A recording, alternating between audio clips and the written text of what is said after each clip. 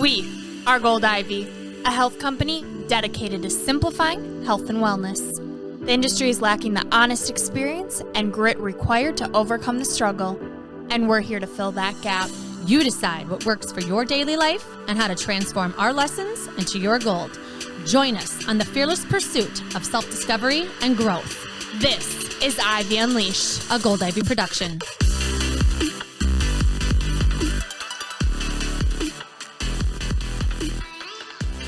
Hello. Welcome back to Ivy Unleashed. You are listening to Brooke and Andrea.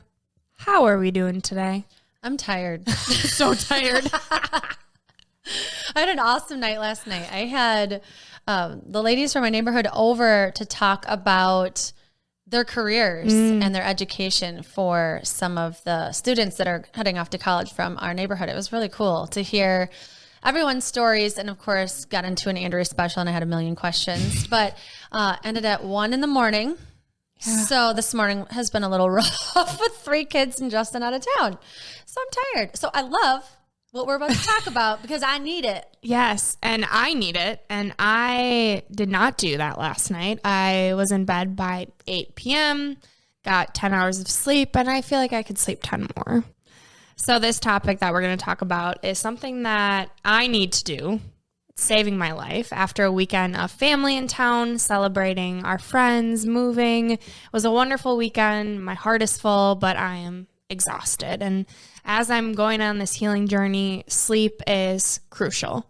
As much as I don't want it to be, I want to be go. I like getting things done. It helps with my anxiety. I know that sleeping is the answer right now. And to sleep, you need a bedtime routine. So this is something that Andrew and I are going to dive in today. We have talked about the morning routine before, and you can't have the morning routine without the bedtime routine. Mm-hmm. And I'm really bad at bedtime routine. I think it's like nice that it's easy for me to fall asleep. Like I know that that's a great thing. Because I know a lot of our clients struggle with getting to be able to fall asleep. So I don't have that problem. And so I think that's why my bedtime routine stinks, because I'm like, I don't need it, but I do need to wash my face and I need to make sure I'm doing that. And like, I don't read as much as I would like. And so I think kind of going through the importance of sleep and this routine today is actually really beneficial for me to like hear why is this so important and what am I missing out on if I don't have this routine in place? Right. Because if you don't have this routine in place at night, waking up in the morning is so much harder. It's what we've realized, you being up till 1 a.m. to wake up at 4 or 5 a.m. like you love to do. And that's what sets your day on fire. And the importance of that, you can't do it if you're then running on 3 hours of sleep. Yeah. And I just felt like behind. Like I felt like I woke up and I was behind. Yeah. And I don't like that feeling at all. Yeah. But it can, after work, that time is really important, especially when you have kids and you're getting them ready for dinner, then bathing them, getting them ready for sleep. And then you're like, I want some time for myself. There's this thing going around. We've talked about it before, bedtime revenge, where we have these hours of finally having time for ourselves and we risk sleep. We pick that over sleep. And we're going to talk about today how we structure our bedtime routine and how we incorporate self-care in it so that you don't have to have that bedtime routine. You can still get a full 7-8 hours of sleep and feel like you're taking care of yourself. Right. And bringing up the 7-8 hours of sleep, it's just important. Like you said, if you're thinking about the morning, you have to backtrack to night. Like, what time am I starting all of these things? So we want to run through the important aspects of a nighttime routine backed by science with lots of tips. Sometimes people want just like an easy step. So we have a bunch of those, but we've also categorized this into 3 big buckets, the 3 R's of our bedtime routine. Yeah. Similar to the 3 M's of our morning routine. These are the 3 things that we feel like make the most difference and help us structure our night so that we can make sure we're getting restorative sleep, so that we can make sure we're waking up feeling well rested.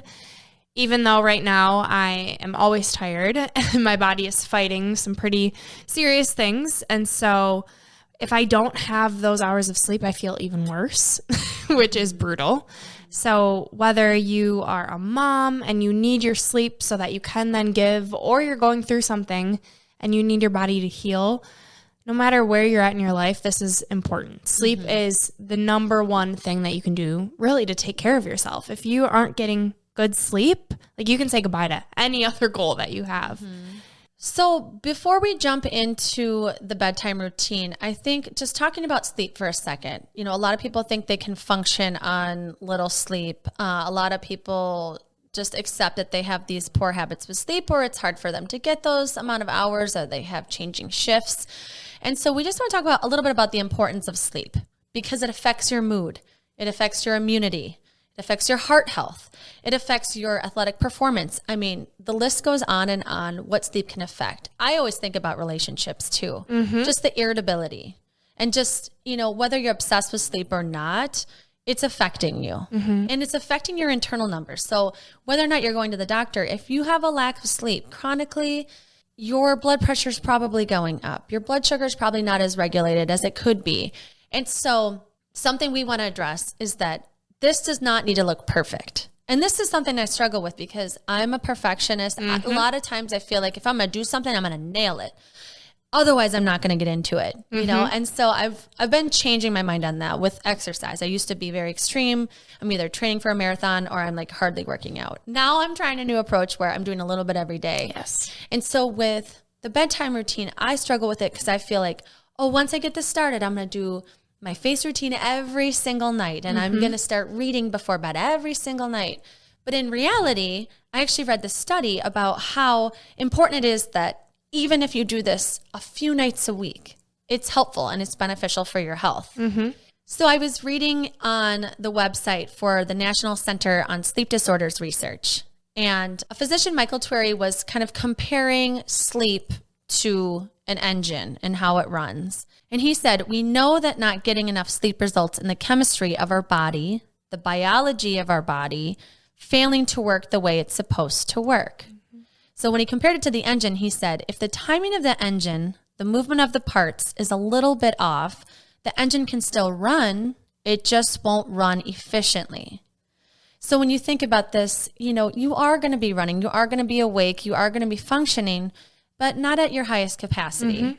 And we're going to have those days where we're off, where like last night with me being up till 1 a.m., it was totally worth it. It's going to be something hopefully those young women remember and take into college. And so I don't regret staying up that late. And I just, there's going to be those times where you don't hit this routine at all. But knowing like every now and again, if you're fitting in this self-care, you're fitting in prioritizing bedtime, it's going to benefit your health. Yeah. And even if it's just one of the 3 R's, right? If it's one little nugget that you can do every night, making sure that you are taking care of yourself, you are winding down for sleep, because that little thing is going to have an effect, and it's more than what you're already doing. I talk to a lot of my clients, and you do too, about the all or nothing mindset, and it holds us back so much. So I talk to my clients about, what if they just did a little more? It's still more than what they're doing. And for them, it's kind of that light bulb of, oh yeah. Because to do this all or nothing, right? I think of the perfectionism. What is perfect? There is nothing perfect. You cannot nail it down to the minute of everything. And this is something that I'm learning. I'm working through as I'm trying to be very structured with my healing, the supplements I'm taking, everything I'm doing. And I remind myself there's no such thing as perfect, right? It's the effort I'm putting into it. It's the intention behind it that I need to keep celebrating.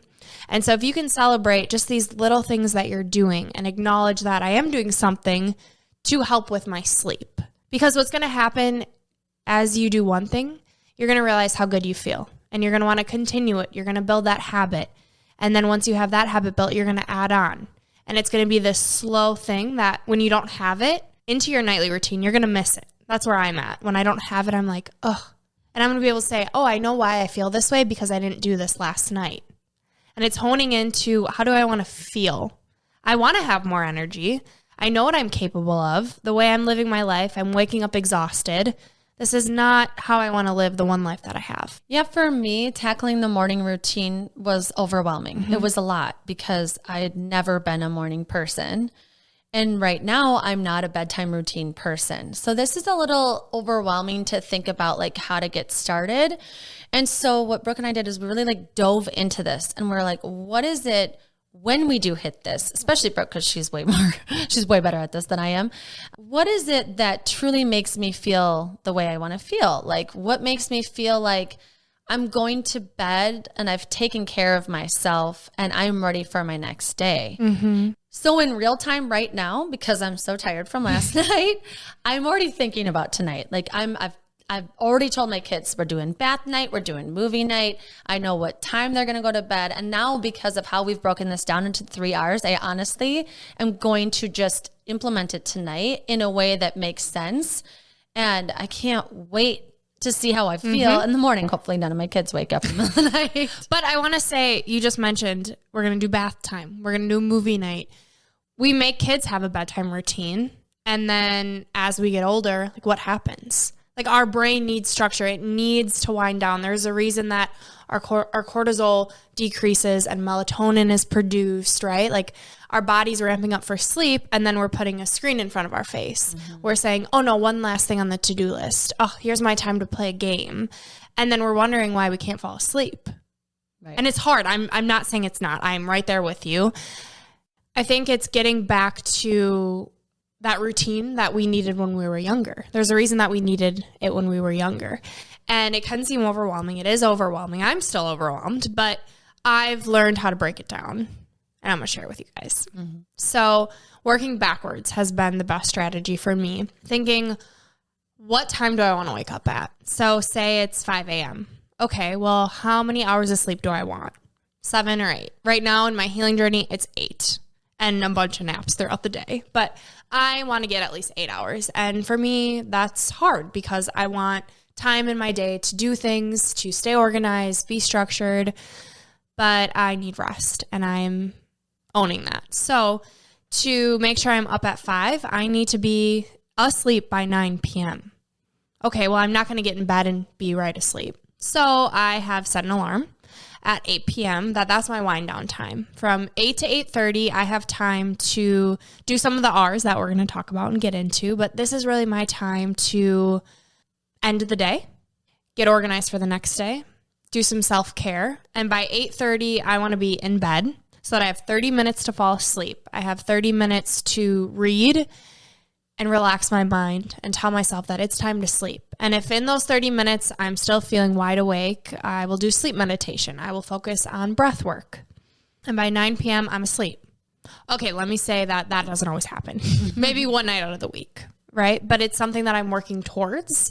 And I know that that's what makes me feel the best. So it's setting myself up for success before that. So during the day, what do I need to get done? When do I want to get my things done by? And how can I honor this plan that I have in place of if by 8 p.m. I'm still doing things, how can I let that go? I also want to acknowledge that I am very lucky that I am just taking care of myself. I don't have kids. I don't have kids waking me up in the middle of the night. You know, my story, my circumstance is very different than others. And so these 3 R's really, there's something that everyone can grab. Mm-hmm. And so this is what works best for me. And it's what I talk to my clients about, are setting these reminders on your phone to, hey, time to wind down, turning your phone off. Hey, 30 minutes before bed, at least even an hour, shut off that screen. And so really having this plan in place and these reminders set.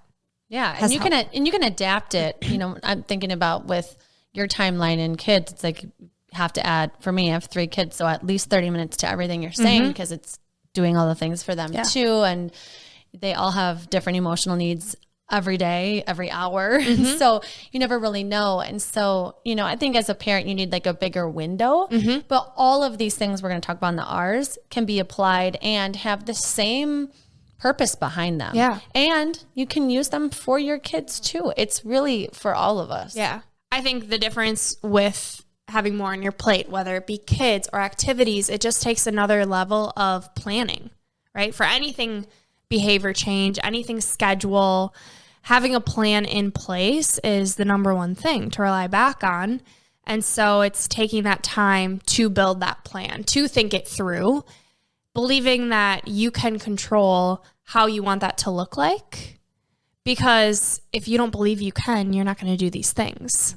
And tying back to the importance of why we're creating this plan in the first place. Right. It's not just another thing to do. Like, no, it's actually things that are going to help you. I want to just transplant all this information into my brain. So let's get into it. Okay. So the number one R is release.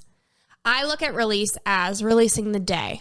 So what do you need to do to mentally give up this day and get ready to start a new day? So for me, what it looks like is organizing and tidying up my apartment, getting my to-do list ready for the next day.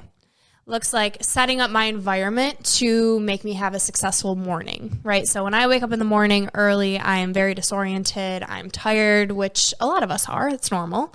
And so to make it as easy as possible on myself. So I'm setting out my workout clothes the night before. I have my couch that I meditate on. So I have my blanket, my heating pad out there. I have my supplements out on the counter, the first thing I take in the morning.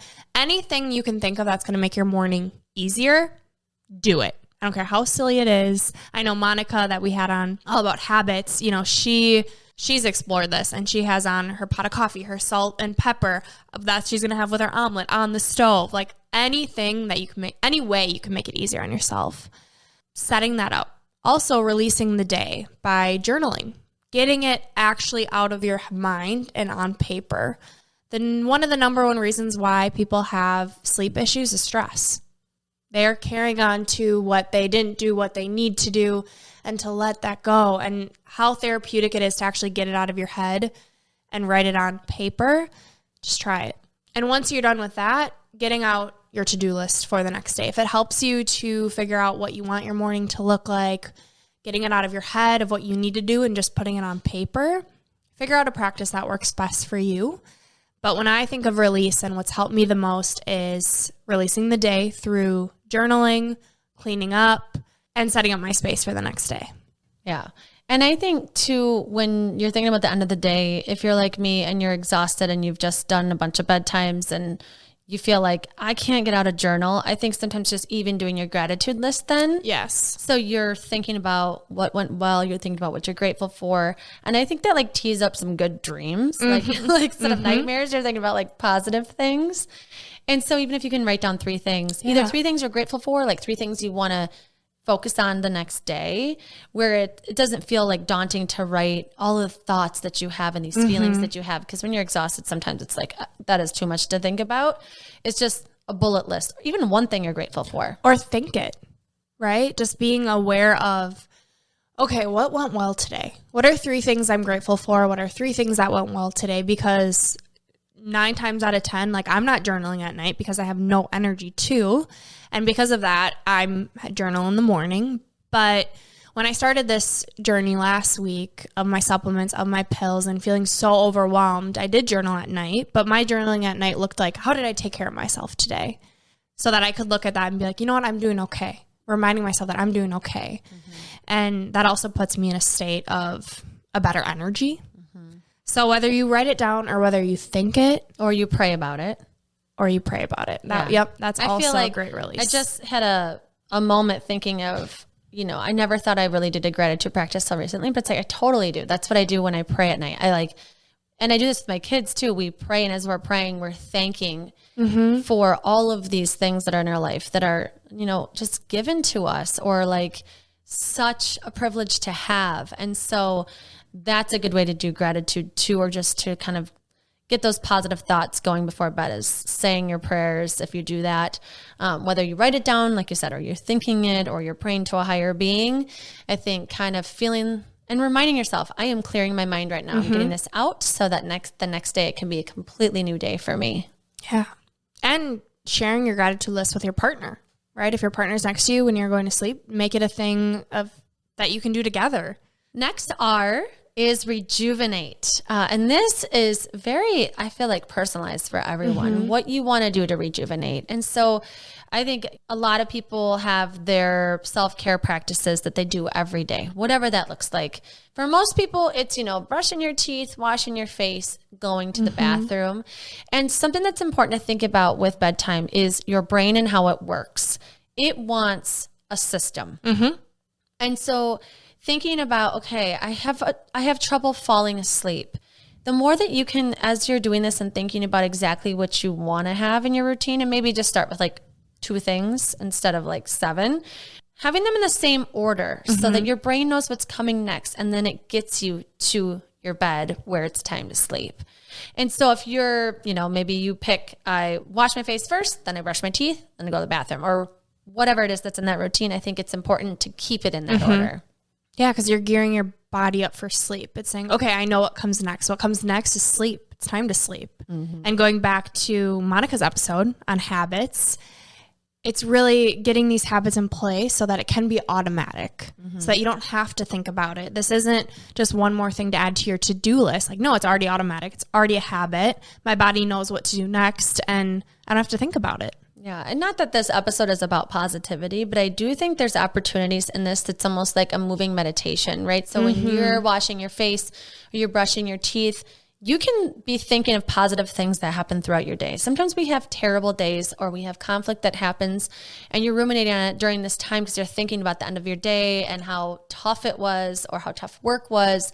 And I think this can be an opportunity to maybe that's when you think about your gratitude list while you're washing your face, or that's when you have your affirmations you're saying to yourself, or that's when you write. Sometimes people write on their mirrors, those affirmations of I am beautiful, or I am strong, I am resilient, whatever it may be, that our thoughts are going wild during that time. And so, I think there was a study, I can't remember where it was from, but it was like 17 seconds of a positive thought.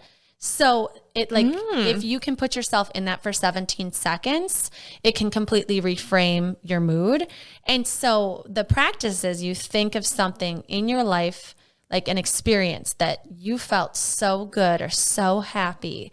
And you think of your senses. What was I smelling? What was I tasting? What was I seeing? And so maybe you do that while you wash your face or while you brush your teeth. You're thinking of this happy moment in your life. Pick a different one every day. And it can shift if you've had a really terrible day or you're going through something really tough, shifting to that positive space so that you get kind of removed from this negative cycle of emotion over and over and over. I love that. I also, if that seems like a lot and you're someone who struggles with anxiety or just ruminating thoughts, another practice that is very helpful is to not think about anything but what you're doing. So I've started doing it when I'm washing the dishes because that's kind of my time to think about everything I need to do. Like, I don't want to be washing these dishes right now, but they need to get done, and just actually being in the present moment. So practicing, when you're washing your face, when you're brushing your teeth, that's all you're doing. You're strengthening that present muscle in you, your ability to just be aware. And so that's been really helpful. And because the more we practice that, it's a muscle. The more it's going to strengthen and it won't seem so hard. We'll be able to tap back into that presence. Yeah. And think of the word rejuvenate. Like, what am I doing to refill my tank, to replenish, to rejuvenate my body, my mind, whatever that may be? I was just thinking of Jay Shetty. When he brushes his teeth, he brushes every individual tooth and thinks about that tooth. That's how present he is while he's brushing his teeth. I'm like, how many teeth have I neglected during my toothbrushing time? Like, I think that's such a good way of making it longer. Yeah. Oral hygiene, taking better care of your teeth, which is a huge part of health and well-being. Yeah. Flossing, really taking your time that like, how many times have I brushed my teeth today? Maybe it's not as many as I should. Like, let me take some time with each of these teeth of mine. It's those simple things. Doing, like, not even doing less, but just being more mindful in those moments of what we're doing is so, so powerful. And the last R is relaxation. Actually winding your brain down, getting in that state of feeling so relaxed that you are ready to sleep. Some experts say that this should be done outside of your bedroom so that you are only sleeping and having sex in your bedroom. So whether you are on your couch and you're meditating, or you are reading on your couch. Or on your floor. On your floor, yeah. And then when you actually get into bed, it's time to sleep. For me, I like just reading a chapter and passing out. Like, that gets me tired enough. Or doing a body scan in my bed and then just falling asleep. So As always, you have to figure out what works best for you. If you notice that you're doing these things and it's not working and you're in your bed, then maybe try outside of your bed. And so that you know when you are entering your room, okay, now it's time to sleep. So be curious, experiment, but really find what is going to help you relax. Some breath work, meditation. Some people find journaling really relaxing, that process of getting it out. So be open and try some things to help you relax. Yeah, and if you've kind of played with the idea of starting this meditation thing, I know it's overwhelming, like, what is it? How do I do it? I don't know what I'm doing. We've talked about the app Insight Timer, and there's a bunch of apps you can use, but that's just a great one to kind of, for anybody to get started or experts on it. But it's a great time to play with meditation, to say, okay, I'll just like 5 minutes. What is this going to even mean? What is this going to do? Because what it's going to do is it's going to help you clear your mind and take deep breaths. The combo of that, I can't think of anything more powerful to get you to sleep. Right. It's going to get you out of your sympathetic nervous system, that fight or flight, and trigger your parasympathetic nervous system. It's going to tell your body, your brain that it's time to rest and digest. And relaxation is totally individualized. Like we all have things that we like to do, some weird things, some completely normal things. But I think, especially with clients, sometimes people just want tips. Like, I don't know what to try. Like, yeah, I can think about what relaxes me. It's doing a puzzle. I don't have a puzzle. Like, just tell me what to do so I can fall asleep. So we compiled a list of helpful tips that anybody can use, and that are completely backed up by research from the American Academy of Sleep Medicine. So these include keeping a consistent sleep schedule as much as you can. Live your life, please. But in general, try and go to sleep at the same time and get up at the same time every day, even on the weekends if you can. Setting a bedtime that's early enough for you to get the 7 to 8 hours of sleep. Be realistic. When do I actually have to be up? What does it actually mean? Maybe 9 p.m. feels like, oh my gosh, I don't go to bed at 9. But maybe that's what you need. Try it. If you don't fall asleep after 20 minutes of laying there, try getting out of your bed, out of your room, doing something that is not productive, that it's super boring, that's not helping your life in any way at all. Go stare at a wall. I don't care what you do, but get out of your bed. Try again. Like Brooke said before, only use your bed for sleep and sex. A cool room. So maybe your room's too hot. Aiming for like that 65 to 67 degrees can really help a lot. One I talk to a lot of my clients about is screen time and your exposure to bright light. So putting your phone down at least an hour, limiting that screen time, even of a TV. And if you can't, invest in some blue blocker glasses. So that screen, it inhibits our ability to produce melatonin, and that's what our brain needs to sleep. So that's what that blue light is doing. So blue light blockers are great. Exercising regularly. Working your body so that when it comes time to sleep, you're tired. A lot of us were sedentary all day. So finding times even during the day to get some exercise in, to get some movement. Next, avoiding consuming caffeine in the afternoon. This is a tough one, especially when that 2 to 3 p.m. time frame comes around and our cortisol is low and we are tired. So try your best to limit that. Try some other ways to wake up. Get in some movement, go for a walk, talk to a friend. I read giving a compliment is a quick mood booster and energy booster. Along with that, avoiding consuming alcohol. Alcohol right before bedtime really affects our sleep. A lot of people will actually use alcohol to get sleepy, and it negatively impacts the quality of your sleep. So yes, it may help you fall asleep at some points, but you're going to wake up less refreshed, even if it's 7 to 8 hours, because you have alcohol in your system. Yeah, it affects your rapid eye movement cycle of sleep, that deep restorative sleep. And lastly, reducing your fluids before bedtime. A lot of people have to get up and pee in the middle of the night. So one way to help with that is to stop drinking any fluids a few hours before you go to bed. A lot of tips, a lot of ways to do things. And like we said before, it's so important to think like this does not need to look perfect. You don't have to do all of these things. But just thinking about what could I do for myself tonight that's maybe something I haven't tried in a while or I've never tried that could help me have more of this diligent routine using one of our R's. And with all of this information, we always put it in our blog. So you can always access that on our website. For additional tips and to see these portrayed in different ways, maybe through TikTok or Instagram. You can follow us on all social channels at Gold Ivy Health Co. To wrap up our 3 R's of our bedtime routine: release, rejuvenate, and relax. And now it's time for our 3 gold stars. Number 1, release. Find a practice that helps you release the day, whether it's tidying up your place, journaling, organizing for the day ahead. Do something at least an hour before bed. 2, rejuvenate. Decide on your order of hygiene or self-care actions and stick to it 5 days in a row this week. And 3, relaxation. Determine your favorite way to relax and incorporate it into your bedtime routine. I'm excited for bed tonight. What time is it? I know. I'm so tired. I can't wait. I need things broken down sometimes, especially for things like bedtime routine that I typically struggle with. So I'm pumped for this. All right. And for your piece of gold, today's piece of gold comes from psychologist and sleep expert Hope Bestine. She says, winding down from the day is just as important as gearing up for the day. This is Gold Ivy signing off. Listen to your truth and go chase your gold.